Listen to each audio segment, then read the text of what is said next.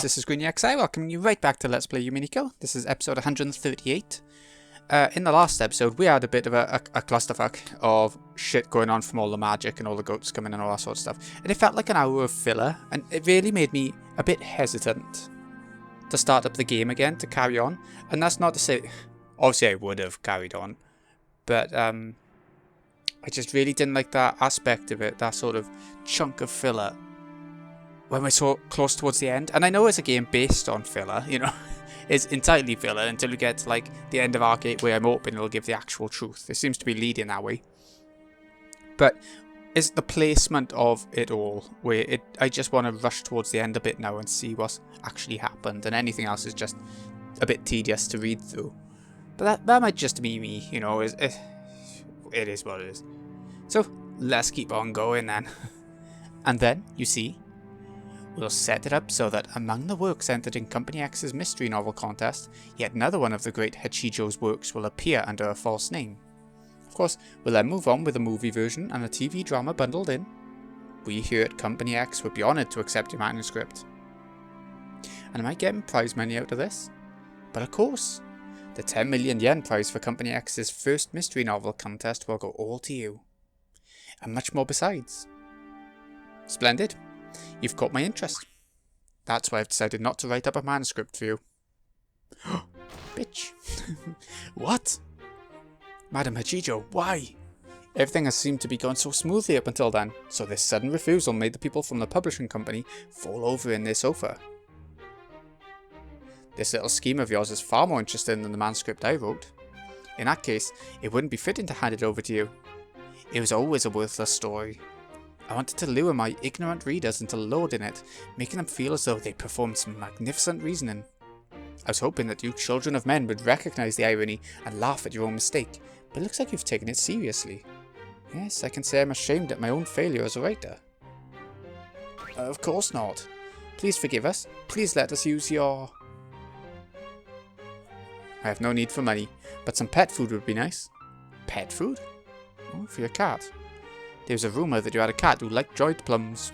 Yes, as you wish. Quickly, let's have a high quality assortment of dried plums brought in here. But if you had all that money, you could buy it. She only eats the ones that are packaged separately, at 200 yen a piece. At this rate, she'll die of high blood pressure. She snacks on kimchi and spicy miso all the time too. Really, there must be something wrong with that cat's tongue. Meep. The cat meowed in objection from where it lay on top of the bookshelf. I cannot give you this manuscript, but why don't I write up a new one for your company's contest? However, I won't write it under my name. It's estimated that thousands of manuscripts will be sent in for your contest. If you manage to pick mine out from the pack, and if you also find it deserving of the prize, then I would be happy to continue our discussion just now. How's that sound? Just the honour of receiving your manuscript is more than enough. You people truly are amusing, phoning and cringing all the time. But I've grown weary of this for today.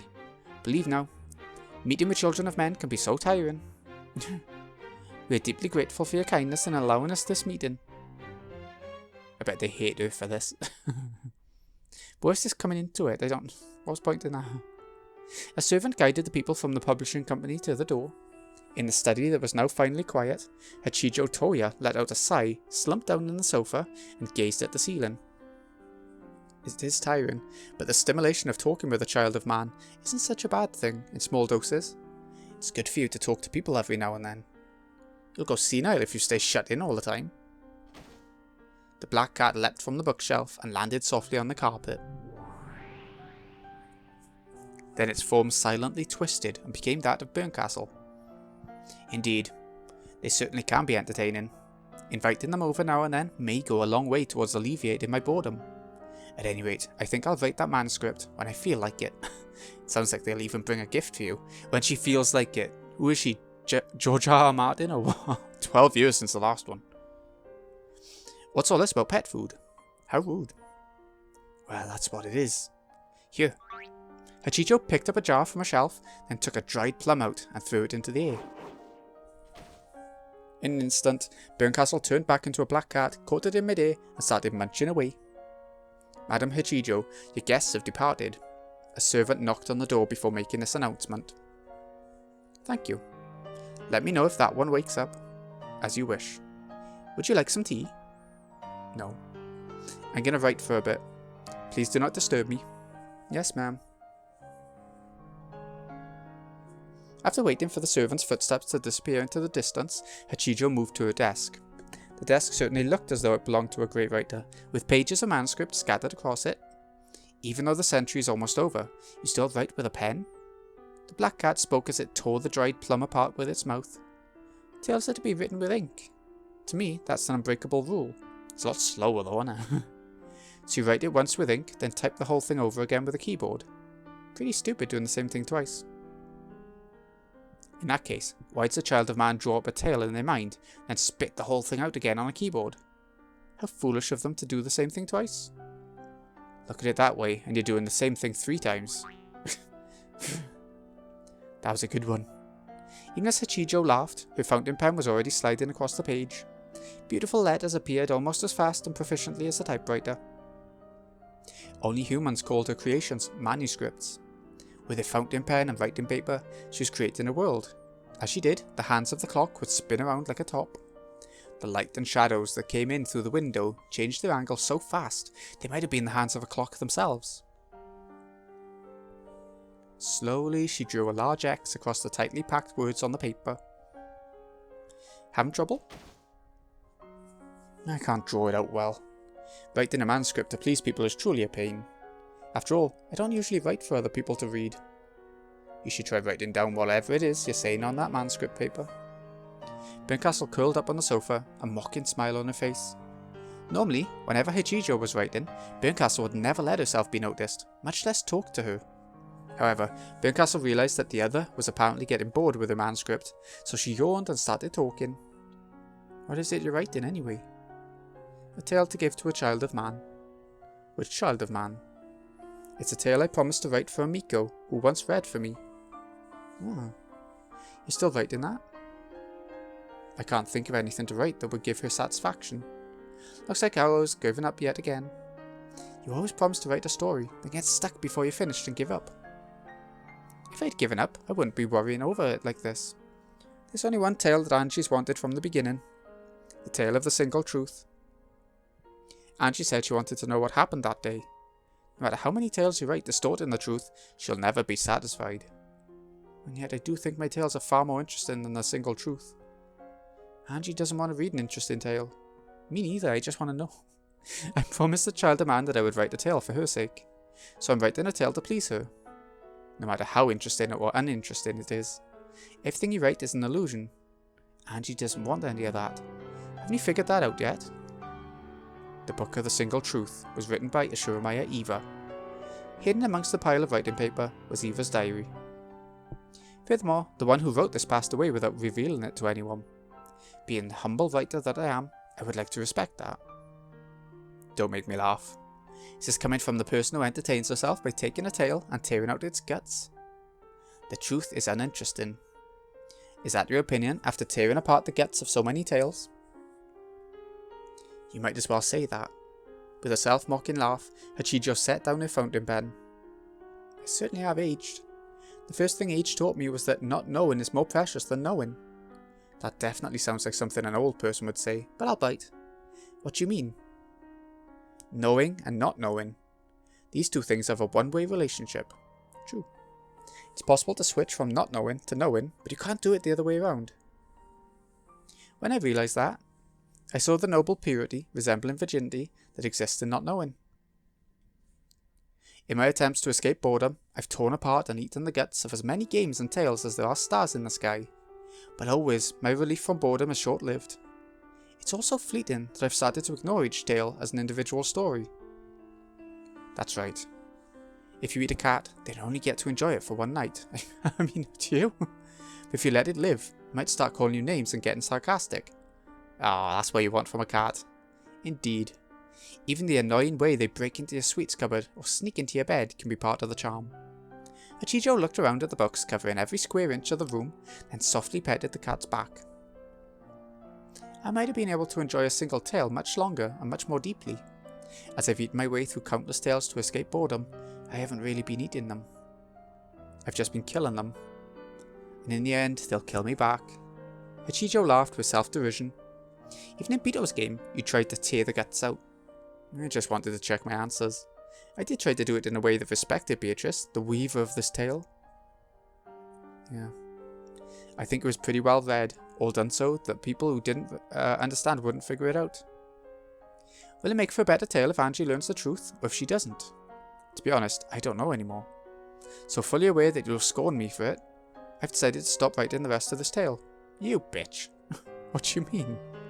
I won't write it. I will merely record it. The tale that Ashramaya Angie weaves herself. So you're gonna do that sort of thing again? After growing tired of 1,000 years of life, I've decided that choosing not to know the truth is the more noble path. However, I now see that it isn't fair to force my opinion on Angie, who hasn't lived even 100 years. So you're gonna leave it at Angie's care? Yes. I will silently record it as it plays out. If you're leaving it to Angie, then the rest of this tale is pretty much set in stone, right? So it would seem. Let it be so. After all, in the end, a tale that a child of man weaves for herself will be more fun than any story I could create. In that case, why don't you lend a hand in Angie's tale? You've already given yourself a role in it, haven't you? So is my role to bring this tale to its conclusion? Come on, that's no way for someone in Beto's game to talk. It's your job to tear the guts out of the cat box. We're going to Angie now. Achijo chuckled, pushed aside the pile of writing paper, and picked up the book of the single truth. Then she opened a locked drawer. That's what Angie desires. Perhaps this book's seal is fated to be broken. Angie will reach the single truth will break the seal on the cat box, and everything will then be exposed to the light of day. And so, all those countless message bottles and fragments made up of delightful imaginings, which have been scattered across the ocean of the internet, will fade away like foam on the sea. After all, even that person is surely tired of such fragments. It's about time for that kid's journey to end too. Yeah, let's accept this task. As our role demands, let's give this journey an end of the line. At that moment, there were sounds of someone in the hallway. The instant someone knocked on the door, Berncastle turned back into a black cat. Madam Hachijo, please forgive me for interrupting. It was the voice of Hachijo's servant. What is it? If it's a phone call, tell them I'm busy. It isn't that. Toya-sama has woken up. Thank you. Prepare a light meal. Enough for the two of us. As you wish. Hachijo stood up. Then she shut the open drawer and locked it again. Inside that drawer lay a glittering golden key. So she had a key all along, eh? I don't. Repeat it. The definition of a closed room prevents all varieties of entering and exiting. I refuse. By definition, it's impossible for a closed room murder to take place inside a perfect closed room. The chain might have been repaired after it was destroyed. The door might have been repaired after it was destroyed. The wall might have been repaired after it was destroyed. My closed room doesn't involve anything being repaired. Good. This really is getting fun, Battler-san. Sorry, but I don't have time to play with you right now. I'm sorry too, but as a fellow Witch of Truth, I can't let you get in Angie-san's way. Come to think of it, you're Witch of Truth too, aren't you? I guess that makes you a sort of mentor to Angie. Single truth. It's the supreme, the ultimate. Only a Witch of Truth can break down all barriers that stand between her and the truth. Is this single truth of yours really so important? There are lots of things in this world that aren't worth knowing. How important is 1986 to Angie, really? It isn't important at all.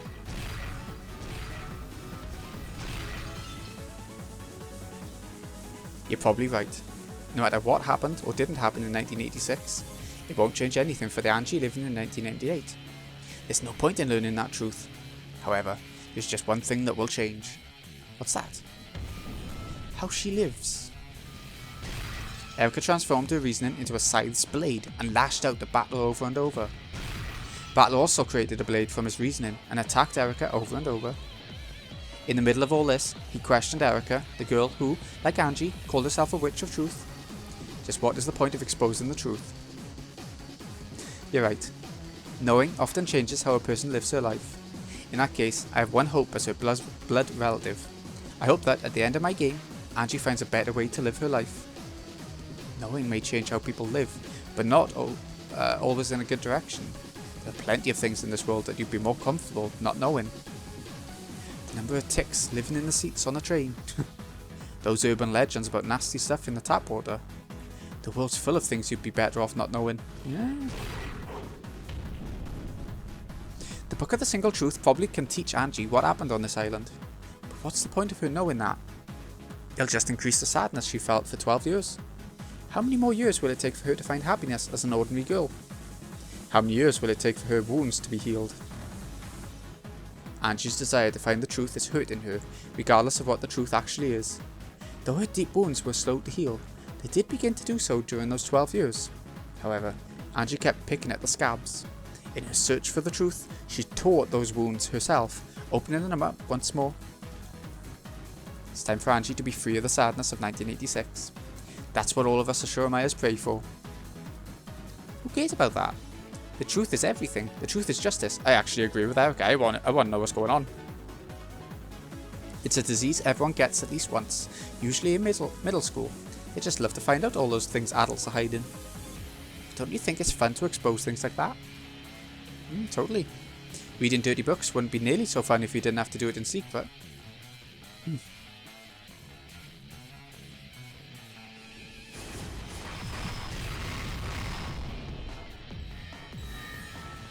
I deny all of your blue wedges with the red truth. None of the methods you suggest could defeat my closed room. Angie was breathing heavily. The Book of the Single Truth was right before her eyes. If she could just defeat Beto, she'd be able to take the book to Burncastle, and then she could read what was inside. Even though the truth of the final family conference on October 4th and 5th of 1986 was right there, the Golden Witch stood in her way.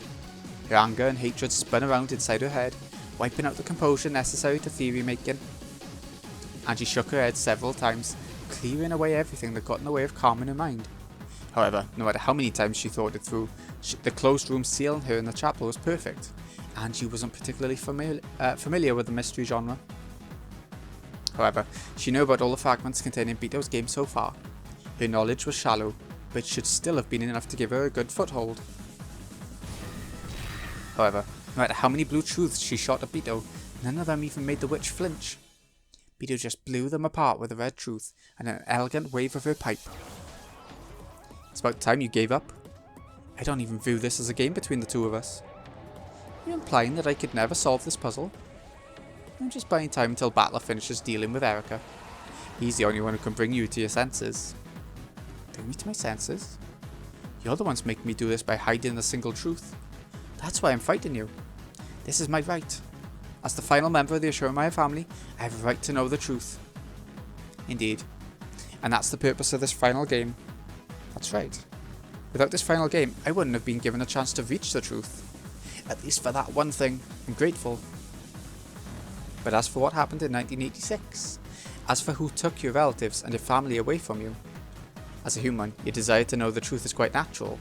However, even knowing this, Battler decided that it would be best for you if you didn't return to 1986. I know what only Chan's trying to say. He's telling me to look to the future and live, instead of being stuck in the past, right? Correct. Battler wanted to use this final game to show you that. In that case, there's no need to keep waiting for my answer. The answer's no, Golden Witch. I died back in 1986. I've wandered about like a ghost for 12 years since then. When Aunt Eva died, I lost my only reason to stick around on this earth as a ghost. That's why I decided to do one last thing before I enter my life. And that thing is learning the truth of 1986. Yeah, got a problem with that? Of course I do, you foolish girl. So if you do reach the truth, you'll die. In that case, I can't let you have it. I must trick you and blind you as much as I can to keep you alive. Battler wants you to live. Living without truth is no better than dying. I'm trying to find the truth so I can live.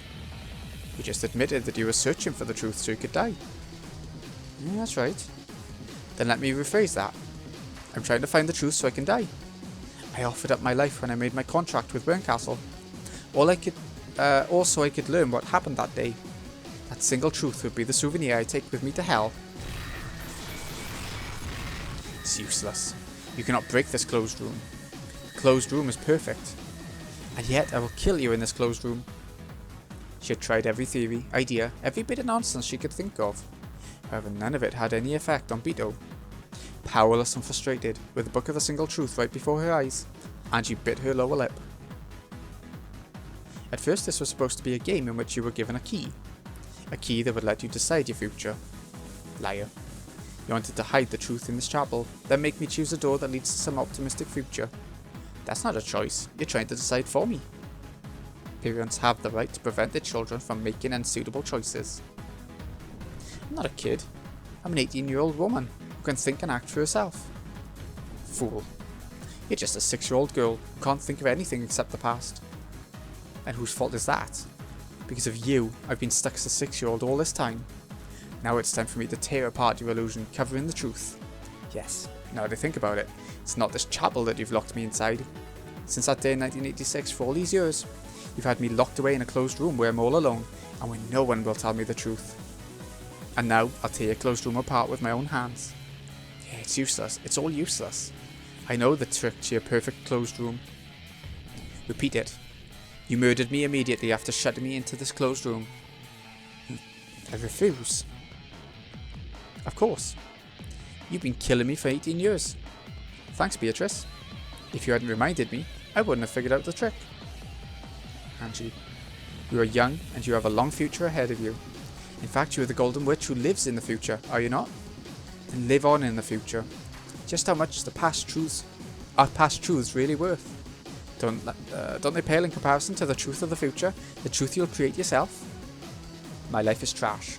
My whole family died, leaving just me behind. That's why I'm going back to them once I've gotten my single truth. If you learn the truth, you'll just have to accept your family's deaths. Haven't you ever thought about living on, hoping that by some miracle, one of them might have survived? And that someday, you might get a chance to see them again? I'm not worried about that. Even the Witch of Miracles couldn't find a fragment like that. In the Great Rockenjima explosion, almost none of the family's remains were recovered. Some days I hoped that this might be a sign that they had escaped the explosion and survived. That hope gave me the strength to live on. However, that hope wasn't strong enough to support me for 12 long years. So even though I wanted to know the truth, I unconsciously averted my eyes. I felt that learning of my family's deaths for certain would force me to deny any possibility of someone miraculously surviving. I'm tired of living on and on with nothing but that impossible hope of a miracle to keep me going. That's why I decided to accept my family's deaths. I decided to accept the truth, no matter what it is. That's why I became a Witch of Truth. How foolish, to be blinded by the truth of the past and unable to see one's own future. Forgive me, Battler. I was not strong enough to guide your sister properly. A blazing blue wedge appeared in Angie's hand. It was long, thick, and shaped like a spear. This is the end, Witch of 1986. This closed room is perfect. Therefore, I can't get out, and you can't lay a finger on me from the outside. However, you locked me into this room. So we can say you killed me with a simple trick. You shut me in this perfect closed room and made me starve to death. Since you intentionally did this, it's totally fair to say this is a closed room murder with you as the killer. Looks like being overly vague with the cause of death backfired on you. So long, Witch of Illusions. See you in hell.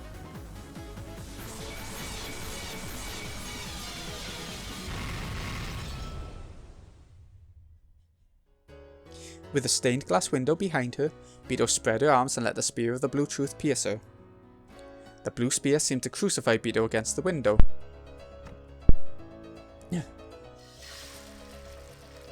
Game set. So, this is Aunt Eva's diary, the book of the single truth. Angie picked the book up from where it lay on the altar, sealed in crystal. If you've read that, then by your contract with Castle, you will die. Learning the truth just to die? Ridiculous. That's right. I'm looking for the truth so I can die. At least let me choose how I go. I'm not an idiot. I know the real me is still floating in that starry sky. Castle acknowledged me as the final Beatrice and invited me on a journey to learn the truth of 1986. I won't be able to return here again. When Castle told me that and walked off the roof into the black sky, I followed her into the empty air. That was the contract. I wanted two things from Castle. One was for someone from my family to come back. The other was revenge. I wanted to destroy the illusion of the witch that hid the events of that day. I wanted to reach the truth. However, the first of my wishes couldn't come true. After all, even the Witch of Miracles couldn't find a fragment where my family came home. So she wordlessly questioned me. She told me that I couldn't reach the truth unless I had the courage to end this worthless life, where I lived like a ghost, hoping someone might come back. So she walked out into the open air, and I followed her. Yes, now I can understand. When I offered to trade away my life, I made one wish and gave up on another. I wished for revenge against the illusion, hiding the truth. And now I've succeeded in that revenge, defeating the master of that illusion and obtaining the book of the single truth. What I gave up was my naivety, my continuing belief that someone from my family might come back. And now I can accept that my entire family is dead. Can you make someone alive just because no one knows any different? These cat boxes you talk about are just naive delusions. The idea that a corpse can live as long as you keep it hidden. But even if you hide a corpse, it's still dead. Do you really think you can heal my wounds by saying they'll always be watching over me from the clouds, like some kind of fairy tale? I'm Angie Beatrice, a witch of truth. I'll free myself from that life as a ghost, waiting for a miracle that'll never happen. I'll end my life as a noble martyr who's reached the truth. Didn't you once come to understand the power of magic through Maria's grimoire? Yeah, I understood it. And then I despaired when I realised how powerless it was. And that's what only Chan's trying to force me to use now, isn't it? If I believe, if I use magic, then my family will always be by my side. Don't take me for a fool. You think that kind of magic, an illusion, a daydream, can heal those 12 years? And how am I supposed to go on for decades and decades into the future? Someone come back to me, someone! But no one's coming back. So at least tell me what happened that day. Burncastle said she'd tell me. My master, I have the book of the single truth. I'll take it back to you, so give me the truth. For so long I've been prepared to throw away my naive hopes for a miracle. Now tell me the truth of that day.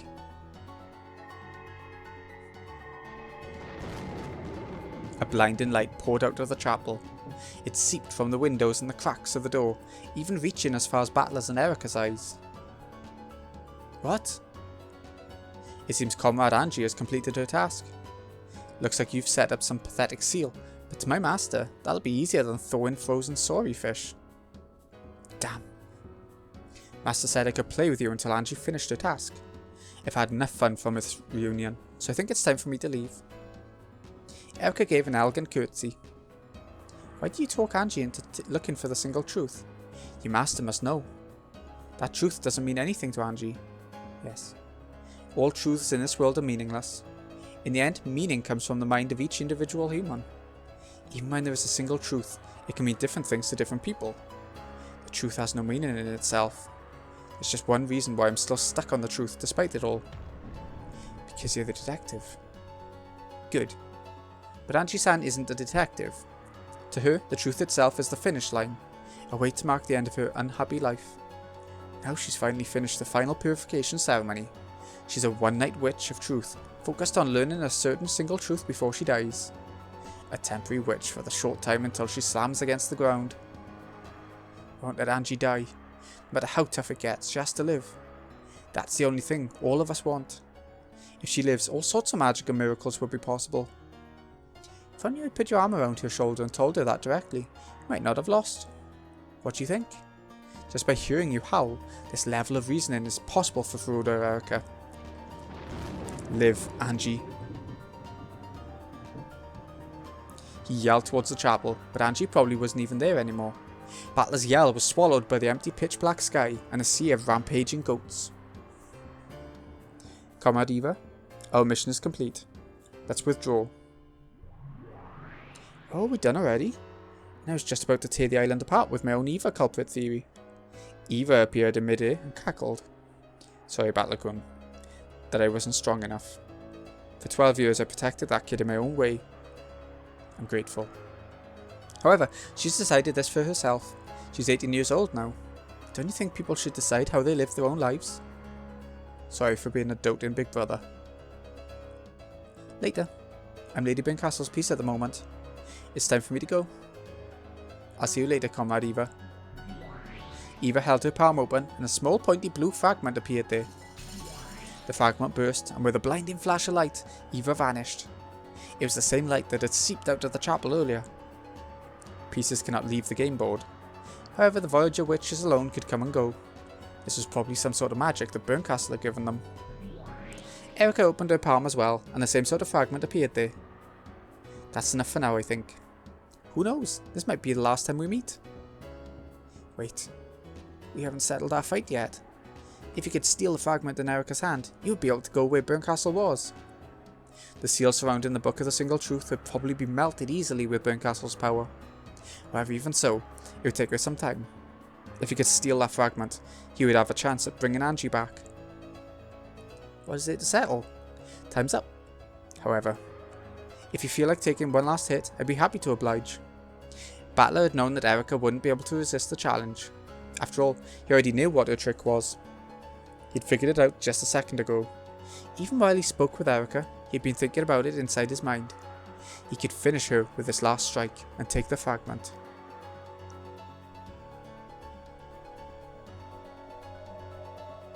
Let's go, Erica. This'll decide it. This clash will be the last before I go. So go ahead and give me the craziest of your hilarious theories. Your closed room definition stated that the walls, windows, floor, ceiling and chain were all unbeatable. However, there was one possibility I didn't check because it was too ridiculous. And that was whether or not the chain could be set from the outside. Blue Truth. This is the answer to your closed room. The length of the chain. The chain for your closed room was extra long, so it was possible to set and unset it from outside the room. What a ridiculous answer. However, if you blindly assume that a lock made by an unbreakable chain makes a closed room unbeatable, then this truly would be a perfect closed room. The blue wedge flung from Battler's hand plunged straight into Erica's chest. As she winced in pain, her hand shook and the fragment she held flew into the air. The closed room definition stated that the walls, window, floors, door and chain were all unbeatable. However, wasn't there one ridiculous thing missing? Blue Truth. The closed room had no ceiling, so it was possible to enter by climbing over the wall. Erica's blue scythe swung out from behind her back, catching Battler in the side as he stretched his hand out towards the fragment. Battler's hand didn't reach it. The fragment returned to Erica's hands once more. Looks like our tricks were equally ridiculous. The mystery nuts would have been furious, don't you think? But I disagree. To me, the process of exposing that ridiculousness is ecstasy. That's why I'm Frodo Erica, the detective. Damn it, you figured out the answer a while back, didn't you? Not true.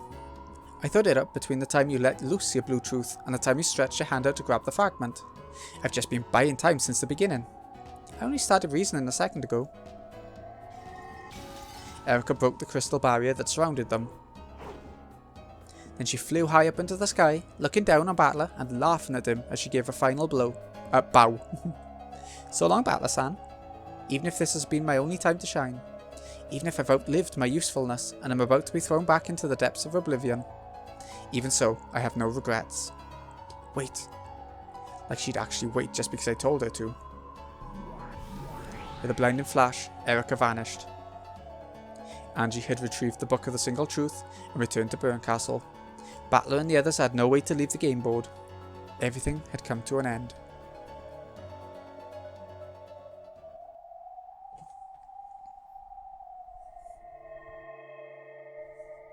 A gold butterfly flitted by and Beto appeared. My apologies, Battler. I let Angie get away. I'm sorry too. We've let them escape. It's all over. Battler had created this game for Angie. Now that Angie was gone, the game board no longer had any purpose. And even if that hadn't been the case, the game board itself had been chewed to bits by the goats and was now like a single leaf floating on a sea of nothingness.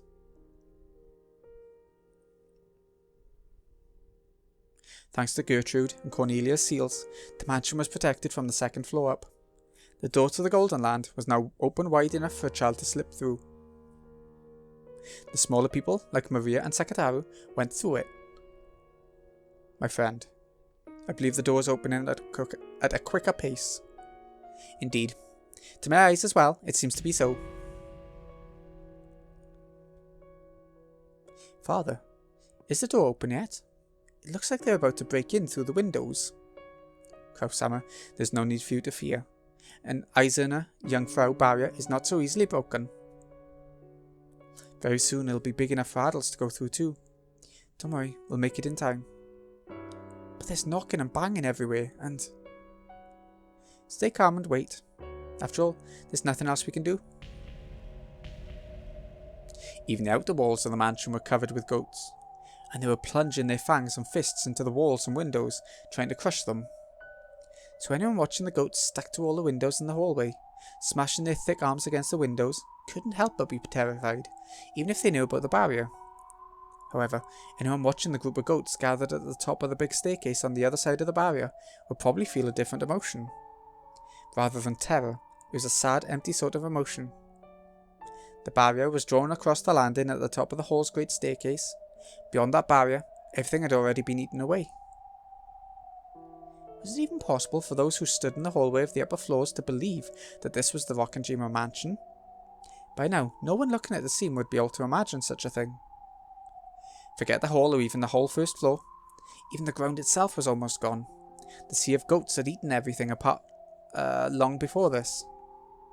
They had eaten apart the hall, the pillars of the mansion, the floor, the ground, the sea, the very concept of the island. Every part of the game board Battler had created. And now the only leftover was the upper part of the mansion, which floated along in empty space.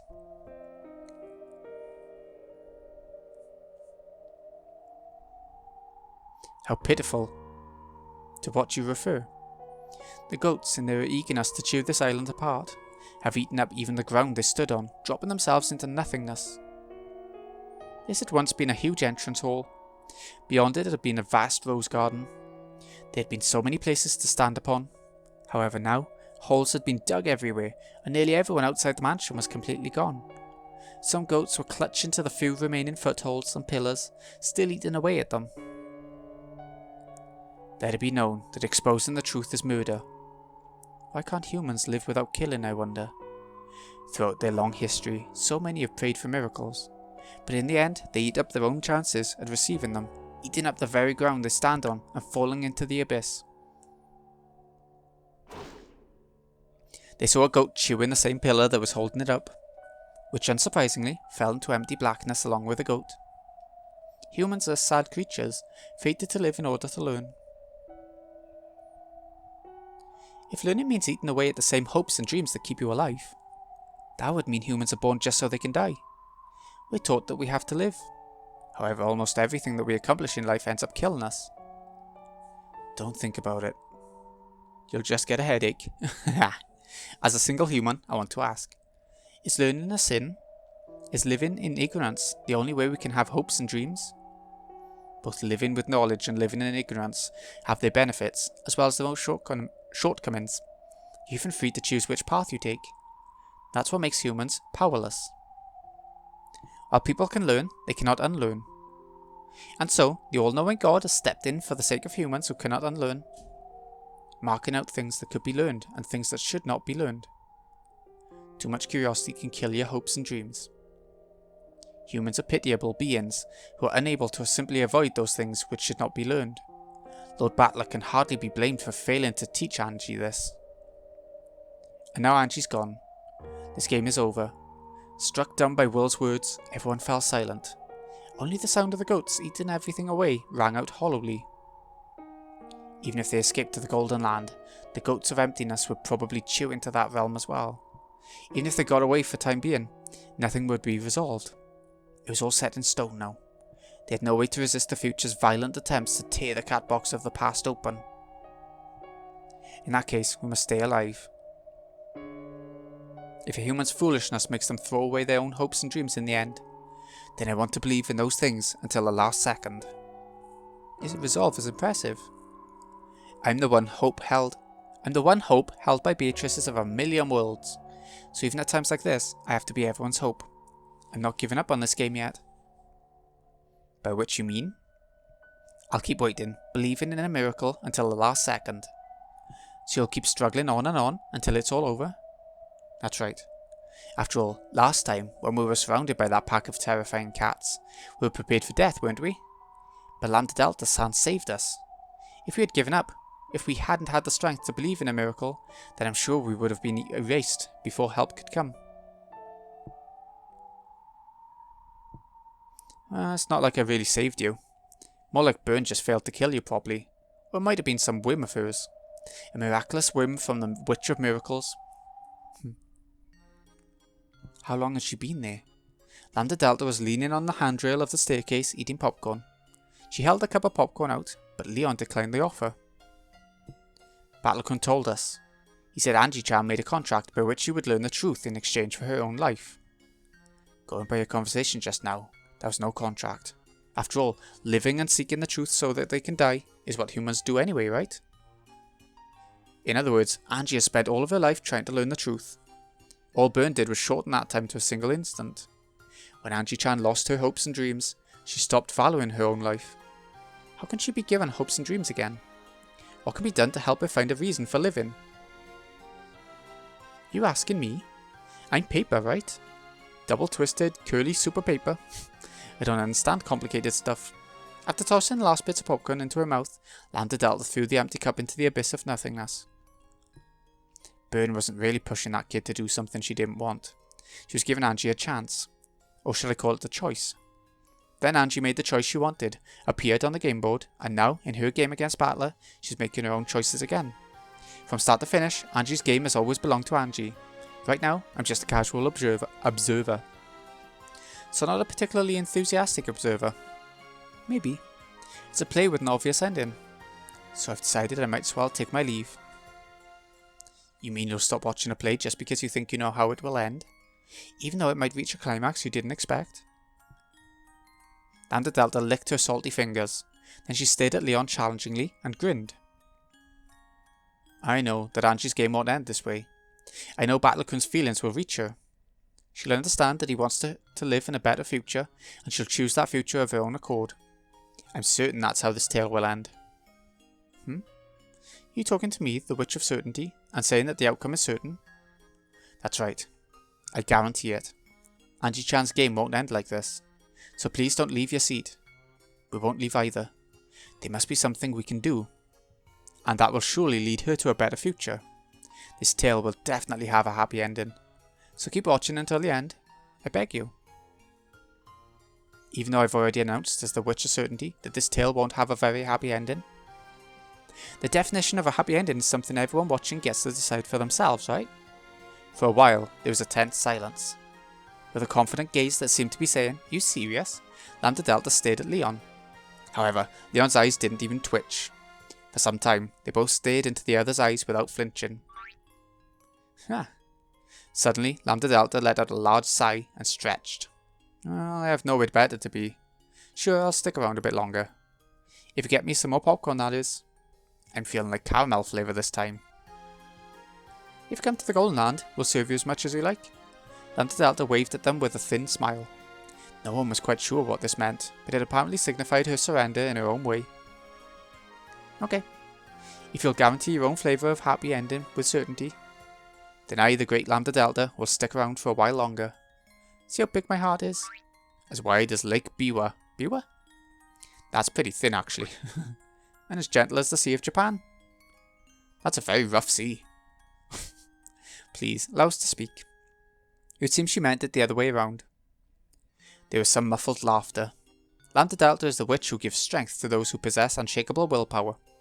Leon believed in a happy ending, and that certain enthusiasm might have been enough to earn a small miracle from Lambda. You better not let me get bored, okay? If you do, I'll leave right away. Of course. I'm sure Battlecon will be glad to welcome you as well. Leon understood. In order to fight back against Burncastle, who had taken Angie outside the board, they would need the power of another who was capable of leaving the board. Their last hope was to make sure Lambda Delta didn't abandon this game. However, judging by Lambda Delta's expression as she hummed to herself cheerily, actually asking her for help was probably going to be a problem. Look, Seppa. Everything from the first floor down is gone. What a spectacle. Not a sight you see every day. How have matters progressed upstairs? Right, we came here to tell you that. Hey everyone, sorry to keep you waiting. They say the door to the Golden Land has opened. Finally. Let's go! This place will not be safe for long. Everyone who had been sitting on the staircase got up.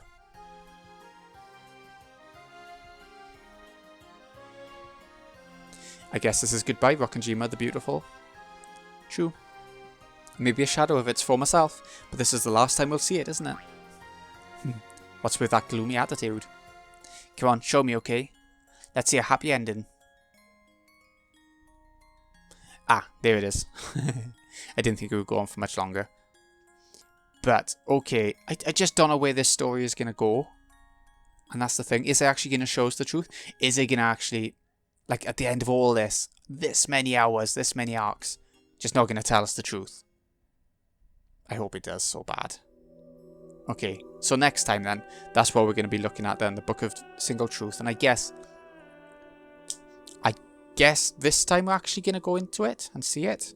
But I thought that last time, so I don't know. Anyways, this has been GreenyXI. Hope you've enjoyed. Thank you so much for watching. I'll see you again in a bit when we check out the Book of Single Truth. In a bit, folks.